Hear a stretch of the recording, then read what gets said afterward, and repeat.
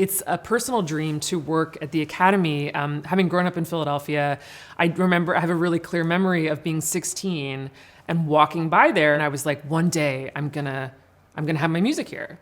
And I never have. And this production with Opera Philadelphia will be the realization of that dream. I'm gonna cry again. Ah!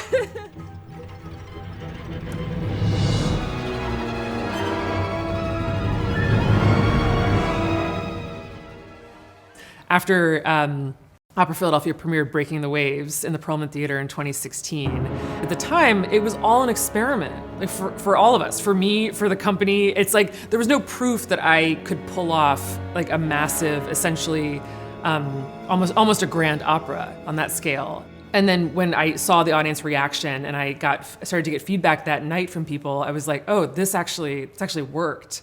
And I went up to David Devan and I said, this is the best night of my entire life. And I'll never forget it. He said, mine too. And that meant so much to me. I don't care if he meant it or not, but just to have a general director say that to me and to share that excitement, and I felt like he understood instantly what this meant to me and to my career. He probably understood it better than I did at that moment.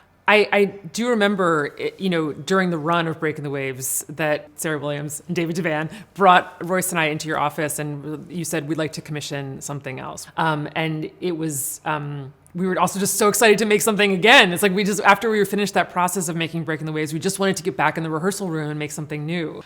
So this work that Royce and I ended up making, it's an original story that we created with the playwright Jordan Tannehill. And we got together on Zoom with him and we gave him some things that we were interested. I remember saying, like, I am interested in the American Southwest and cults and women in impossible situations and middle-aged women who find themselves forced to do something wildly out of character and something really extraordinary. We just kind of gave him this grocery list of things, and then he wrote a treatment that later became the opera The Listeners. The Listeners centers around a middle-aged woman named Claire Devon who lives in the American Southwest. And she hears mysterious noise, and this noise is something that she thinks only she can hear.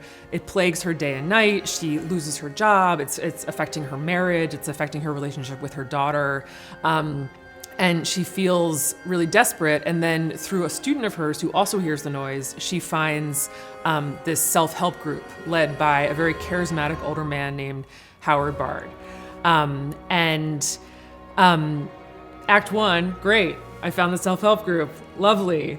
Act 2, this group takes on more cult-like dimensions, and we realize that something sinister is happening, and we watch Howard's behavior progress from something that is really compassionate and helpful to something that is more controlling and manipulative.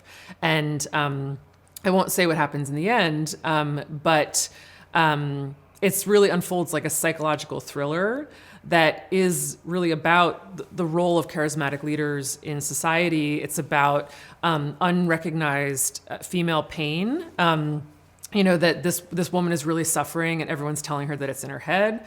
And it's about finding unexpected community and unexpected family, finding family in strange places. And it's about this family unit that is going through a major crisis and becomes something much different than the way it begins.